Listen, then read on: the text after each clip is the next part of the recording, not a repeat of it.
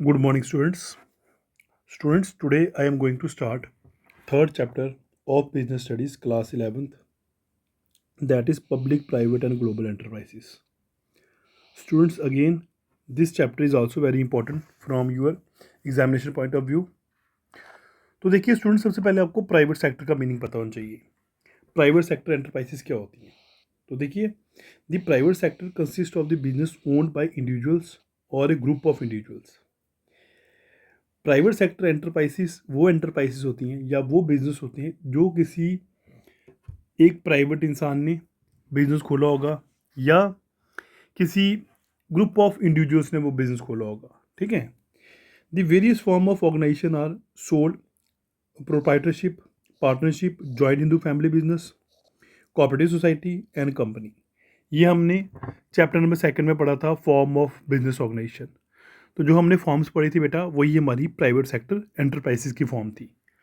Next one is public sector enterprises. Public sector enterprises क्या होती हैं? तो देखिए, पब्लिक सेक्टर एंटरप्राइजेस के बारे में पढ़ते हैं। Meaning, the public sector enterprises of various organization owned and manage by central और स्टेट और बोथ द गवर्नमेंट्स। तो नाम से पता चला public sector enterprises. Public sector enterprises वो एंटरप्राइजेस होंगी जो या तो सेंट्रल गवर्नमेंट ने उसको ओन्ड या मैनेज करती होगी, या स्टेट गवर्नमेंट करती होगी, या दोनों करती होंगी। मतलब हम कह सकते हैं ये वो ऑर्गेनाइजेशन है जिसको सरकार चलाती है, चाहे सेंट्रल गवर्नमेंट चलाती हो, चाहे स्टेट गवर्नमेंट चलाती हो, चाहे दोनों मिलकर चलाती हो। The government participates in the economic activity of our country, of the country through this enterprises. तो गवर्नमेंट भी हमारी इकोनॉमिक एक्टिविटी में पार्टिसिपेट कर रही है इन्हीं एंटरप्राइजेस के थ्रू। तो ये होती है पब्लिक सेक्टर एंटरप्राइजेस। तो आई होप प्राइवेट सेक्टर और पब्लिक सेक्टर में आपको डिफरेंस पता चला होगा। अगेन देखिए बेटा, प्राइवेट सेक्टर जो प्राइवेट इंडिविजुअल चलाते होंगे, ठीक है, या ग्रुप ऑफ इंडिविजुअल चलाते होंगे जिसको गवर्नमेंट की इंटरफेरेंस नहीं होती होगी, वो प्राइवेट पर्सन चलाते होंगे, उसको हम प्राइवेट सेक्टर एंटरप्राइजेस कहते हैं। पब्लिक सेक्टर एंटरप्राइजेस वो एंटरप्राइजेस जिसको सरकार चलाती है, चाहे सेंट्रल गवर्नमेंट चला रही हो, चाहे स्टेट गवर्नमेंट चला रही हो, चाहे दोनों मिलकर चला रहे होंगे। अब पब्लिक सेक्टर एंटरप्राइजेस के फीचर्स क्या होते हैं? फर्स्ट है capital is contributed bye central और स्टेट गवर्नमेंट और बोथ गवर्नमेंट्स। तो इसमें कैपिटल जो होता है या तो सेंट्रल गवर्नमेंट कंट्रीब्यूट करती है या स्टेट गवर्नमेंट करती है या दोनों मिलकर करते हैं। फर्स्ट वन आई होप सब बच्चों को समझ आएगा फीचर कि कैपिटल जो होती है सेंट्रल गवर्नमेंट कंट्रीब्यूट करेगी या स्टेट गवर्नमेंट करेगी या दोनों मिलकर करेंगे। नेक्स्ट वन, पब्लिक वेलफेयर और service is the main objective. इनका मेन ऑब्जेक्टिव होता है पब्लिक वेलफेयर या पब्लिक को सर्विस देना। Management and control are in the hand of government. Government के हाथ में मैनेजमेंट और कंट्रोल होता है पब्लिक सेक्टर एंटरप्राइजेस का। It is accountable to the public. ये पब्लिक के आगे अकाउंटेबल होती है, ठीक है। इनको पब्लिक को जवाब देना होता है पार्लियामेंट के थ्रू। ये हर चीज़ें जो होती हैं उनकी डिस्कस की जाती हैं पार्लियामेंट में। अब बेटा टाइप्स पढ़ लेते हैं पब्लिक सेक्टर एंटरप्राइजेस कौन कौन सी टाइप्स होती हैं। फर्स्ट टाइप आ गई बेटा आपकी डिपार्टमेंटल अंडरटेकिंग। ध्यान से है ना, डिपार्टमेंटल अंडरटेकिंग क्या होती है? तो डिपार्टमेंटल अंडरटेकिंग बेटा आप याद रखना है कि ये ओल्डेस्ट फॉर्म ऑफ ऑर्गेनाइजेशन है, ठीक है। तो डिपार्टमेंट अंडरटेकिंग और departmental form of organization managing state enterprises is the oldest form of organization. ये ओल्डेस्ट फॉर्म ऑफ ऑर्गेनाइजेशन है। These are establish as the department of the ministry and are finance manage and control by either central government और state government. तो इन ये government का ही department होता है। इनको चलाने के लिए मिनिस्ट्री अपॉइंट की जाती है, ठीक है। तो these are establish as department of the ministry. तो मिनिस्ट्री के अंडर ये डिपार्टमेंट आ जाते हैं। गवर्नमेंट ही फाइनेंस करती है, गवर्नमेंट ही मैनेज करती है, गवर्नमेंट ही कंट्रोल करती है, चाहे सेंट्रल गवर्नमेंट होगी चाहे स्टेट गवर्नमेंट होगी। तो ये हमारी होगी departmental undertaking. Examples, sir Indian railway, post and telegraph departments, ये किस में आता है? डिपार्टमेंट अंडरटेकिंग में आता है। अब इनके फीचर्स देख लेते हैं कि फीचर्स क्या होते हैं। तो फर्स्ट फीचर क्या है? No separate identity. इनकी सेपरेट लीगल आइडेंटिटी नहीं होती। डिपार्टमेंट अंडरटेकिंग की आइडेंटिटी अलग नहीं होती।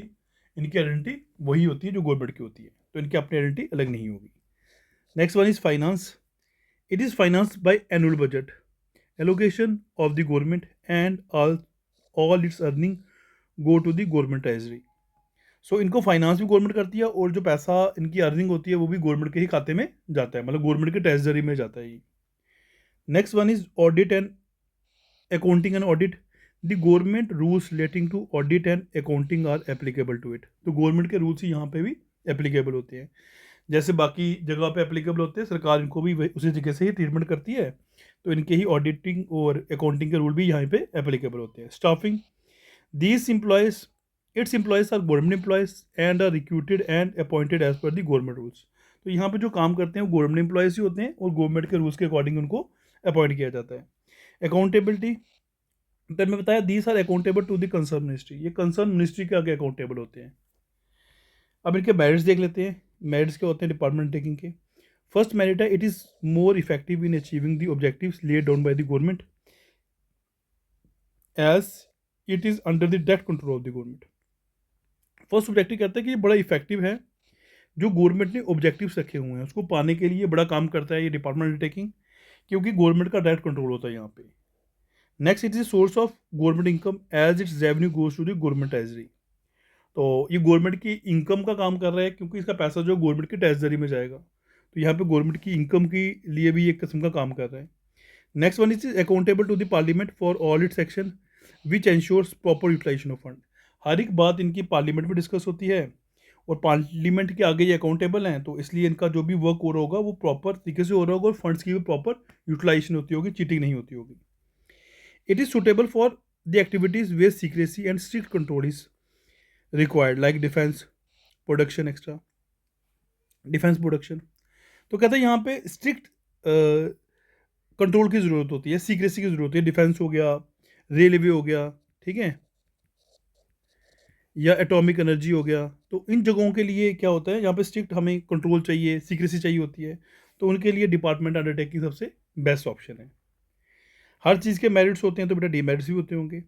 अब डीमेरिट्स देख लेते हैं डिपार्टमेंट टेकिंग के क्या क्या डीमेरिट्स होते हैं। फर्स्ट डीमेरिट कहता है it suffers from interference from ministers. हम डीमेरिट्स पढ़ रहे थे, तो देखिए फर्स्ट डीमेरिट था it suffers from interference from minister and top officials in their working. इनको सबसे बड़ी प्रॉब्लम आती है कि इनके वर्क में मिनिस्टर्स की बड़ी इंटरफेरेंस होती है, ठीक है, टॉप ऑफिशियल्स जो होते हैं वो बहुत ज़्यादा इंटरफेरेंस करते हैं इनके काम में, तो एक सबसे बड़ा डीमेरिट ये आ गया। Next one, it lacks flexibility which is essential for smooth operation of business. Flexibility नहीं होती क्योंकि बड़े रिजिडिटी से काम करना पड़ता है इनको, जैसे सेंट्रल गवर्नमेंट इनको या स्टेट गवर्नमेंट जिस तरह के इनको रूल्स रेगुलेशन बताएगी इनको वही फॉलो करने होते हैं, तो अपने से ये कुछ मॉडिफिकेशन नहीं कर सकते, तो हम कह सकते हैं फ्लेक्सिबिलिटी कम होती है यहाँ पे। अगर स्मूथ ऑपरेशन चाहिए बिजनेस का तो फ्लेक्सिबिलिटी होनी चाहिए, तो यहाँ पे फ्लेक्सिबिलिटी नहीं होती है।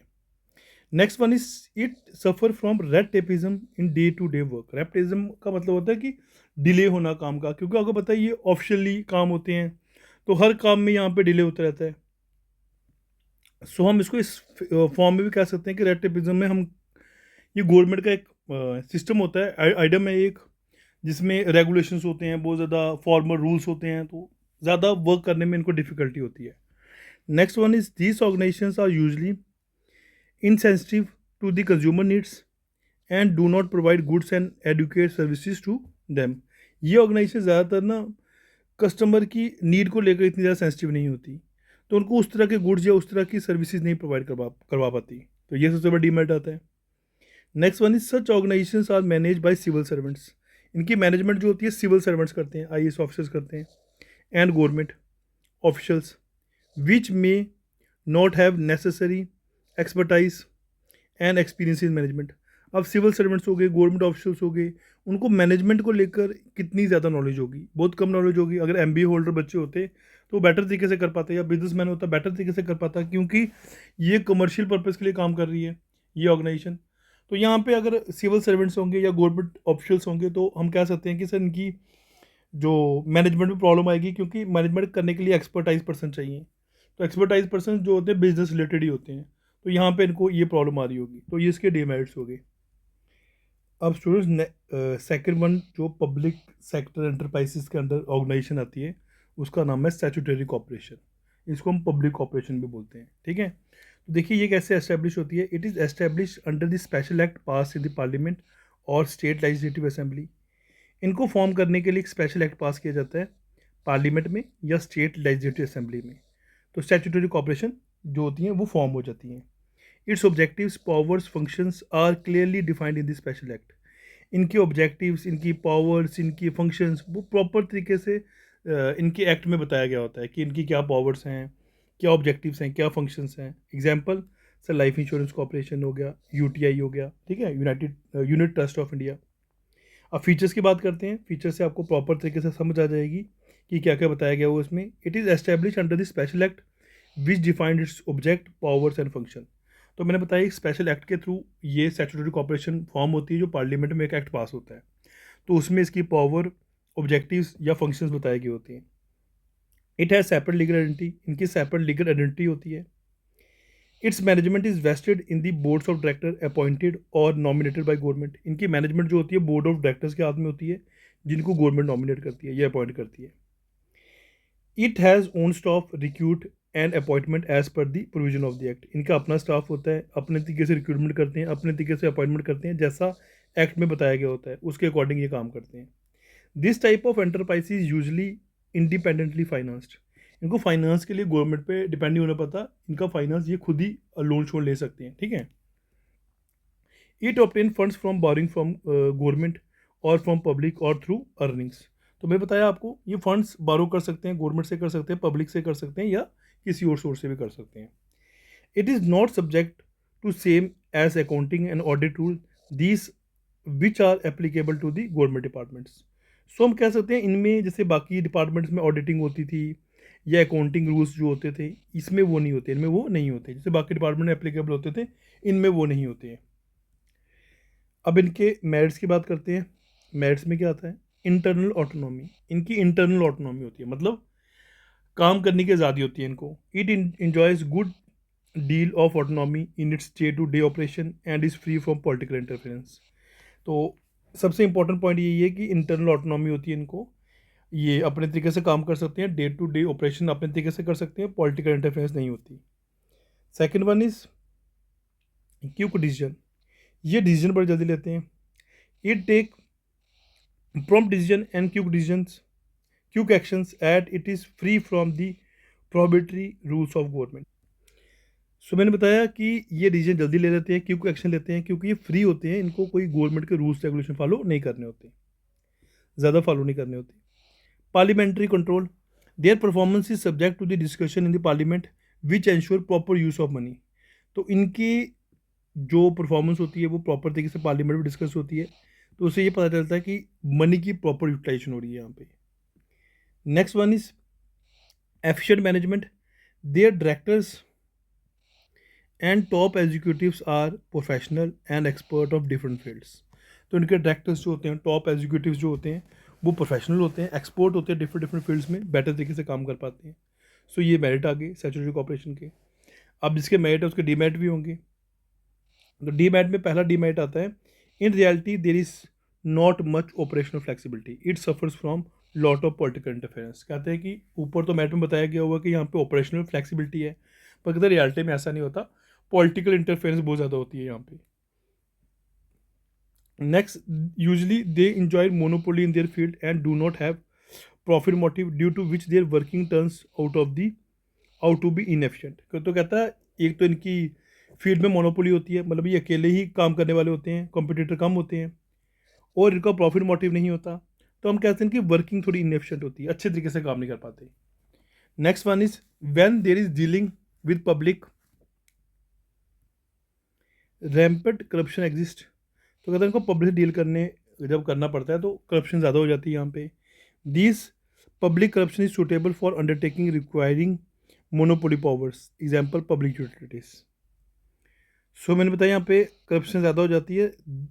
यहाँ पे वर्ड है public corporation suitable for undertaking requiring monopoly powers, example public utilities. So public corporation उन जगहों के लिए सूटेबल होती है यहाँ पे उनको पब्लिक यूटिलिटीज़ की सर्विस चाहिए होती हैं, उनको बेटर तरीके से ये मैनेज कर पाती हैं, मगर यहाँ पे करप्शन बढ़ जाती है, तो ये इसका डीमेरिट हो गया। बेटा जो थर्ड टाइप आती है that is government company. Public sector enterprises की थर्ड टाइप आ गई government company. A government company is a company in which not less than 51% of the paid up share capital is held by the central government और state government और jointly by both. तो government company नाम से पता चला government की company होगी, इसमें मिनिमम कम से कम 51% शेयर जो होता है वो सरकार को होता है, चाहे सेंट्रल गवर्नमेंट को होता है, चाहे स्टेट गवर्नमेंट को होता है, जॉइंटली होता है। तो आपने याद रखना मेजर शेयर सरकार को होता है, ठीक है। ज़्यादा शेयर सरकार का होता है, मतलब मिनिमम 51% होगा ही होगा, इससे ज़्यादा भी हो सकता है। Example Hindustan insecticides limited, state trading corporation of India, Hindustan cable limited, ये गवर्नमेंट कंपनीज होती हैं। फीचर्स क्या हैं? इट इज़ रजिस्टर्ड और इनकॉर्पोरेट अंडर कंपनीज एक्ट 1956। इनको अपने आप को रजिस्टर करवाना पड़ता है कंपनीज एक्ट 1956 के according. It has separate legal identity, जब ये रजिस्टर करवा लेती हैं तो इनकी अपनी सेपरेट लीगल आइडेंटिटी बन जाती है। Next one is management is regulated by the provision of company act. तो इनकी मैनेजमेंट जो होती है, जो कंपनी एक्ट में प्रोविजन लिखे गए हों उसके अकॉर्डिंग ही मैनेजमेंट होती है यहाँ पे। Employees are recruited and appointed as per the rules and the regulation contain in the memorandum and article of association. Documents होते हैं ये इनके, मेमोरेंडम और आर्टिकल ऑफ एसोसिएशन। तो एम्प्लॉयज़ को रिक्रूट किया जाता है, अपॉइंट किया जाता है, जो रूल्स रेगुलेशन लिखे गए होते हैं मेमोरेंडम और आर्टिकल्स में, उसके अकॉर्डिंग इनकी अपॉइंटमेंट होती है। The government company obtains its funds from government shareholding and other private shareholdings. It can also raise funds from the capital market. तो मैंने बताया गवर्नमेंट कंपनी फंड गवर्नमेंट से भी ले सकती हैं, प्राइवेट से भी ले सकती हैं, ये कैपिटल मार्केट से फंड रेज कर सकती हैं। अब मेरिट्स की बात करते हैं। It can easily form as per the provision of company act, आसानी से फॉर्म की जा सकती है, कंपनी एक्ट के अकॉर्डिंग ये फॉर्म हो जाती है, तो ज़्यादा परेशानी नहीं आती फॉर्म करने के लिए इनको, तो ईजिली फॉर्म हो जाती है। It enjoys autonomy in management decision and flexibility in day to day working. तो इनकी ऑटोनॉमी होती है मैनेजमेंट डिसीजन में, अकेले ही डिसीजन लेते हैं ये, और फ्लेक्सिबिलिटी होती है डे टू डे वर्किंग में। इनकी जो वर्किंग होती है बड़ी फ्लेक्सिबल तरीके से चल रही होती है, फ्लेक्सिबल तरीके से काम चल रहा होता है। These are able to control the market and curb unhealthy business practices. ये एंटरप्राइजेस पूरी मार्केट को कंट्रोल करते हैं, और अनहेल्थी कोई बिजनेस प्रैक्टिसेस चल रही होंगी अगर, तो उसको भी कब करेंगे ये। Limitations, it suffers from interference from government officers. अब देखो इनको गवर्नमेंट ऑफिशियल्स की इंटरफेरेंस होती है, मिनिस्टर्स की इंटरफेरेंस होती है, पॉलिटिशियन की इंटरफेरेंस यहाँ पे होती है। सबसे बड़ी डिबेट इसका ये वाला है। Second, it awares constitutional responsibility which a company finance by the government should have its have at it is not directly answerable to the parliament. एक तो कॉन्स्टिट्यूशनल रिस्पॉन्सिबिलिटी कम होती है इनके ऊपर, ठीक है, क्योंकि इनको पार्लियामेंट के आगे आंसरेबल नहीं होना पड़ता। तो हम कह सकते हैं कि चाहे गवर्नमेंट से फंड ले रही है पर आंसरेबल नहीं है गवर्नमेंट के आगे, ठीक है। तो ये डीमेरिट है इसका। The board usually consist of politicians, civil servants who are interested more in pleasing their political bosses than in efficient operation of the company. So कहते हैं सबसे बड़ी प्रॉब्लम यहाँ पे ये आती है कि जो बोर्ड ऑफ डायरेक्टर्स हैं इनके, वो ज़्यादातर पॉलिटिशियंस होते हैं, सिविल सर्वेंट्स होते हैं। तो ज़्यादातर ये क्या करते हैं, ये अपने पॉलिटिकल बॉसेस को खुश करने की कोशिश करते हैं, तो कंपनी को एफिशिएंट तरीके से काम हो रही है कि नहीं हो रही है उस चीज़ पे ध्यान नहीं देते। तो स्टूडेंट्स आज हमने थ्री मेन टॉपिक पढ़े, डिपार्टमेंट अंडरटेकिंग, स्टैट्यूटरी कॉर्पोरेशन और गवर्नमेंट कंपनी। ये तीनों पब्लिक सेक्टर एंटरप्राइजेस की फॉर्म है। आई होप सब बच्चों को समझ आई होगी। Thank you student.